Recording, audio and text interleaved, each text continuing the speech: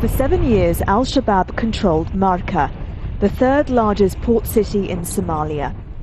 It gave them a supply route for their charcoal exports. Al-Shabab also raised taxes, giving them revenue to buy weapons and pay fighters. Now Marka is in the African Union and Somali government hands.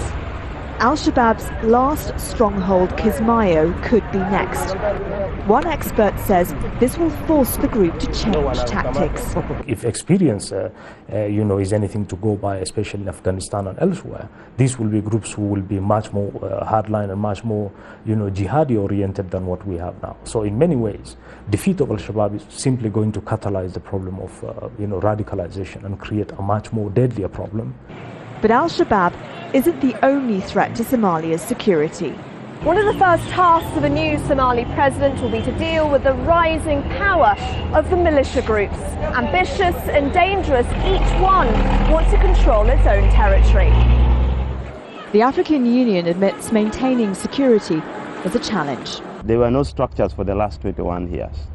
We are beginning to build the structures slowly. Currently what we do, we use the police force to fill the gap. We use national security agencies to fill the gap. And we also encourage the Somalian National Army to fill some of the gaps that we leave behind. And this is what happens when there are too many guns for hire. Almost all the patients at Mogadishu's Medina hospital are victims of fighting in the city, like little Fedoza Ahmed Haj. She was playing close to a market when a grenade exploded.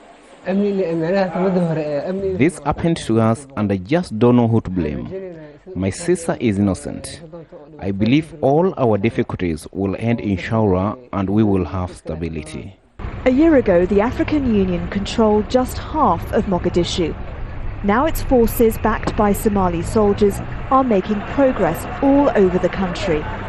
But as they push forward, they're leaving a dangerous power vacuum behind.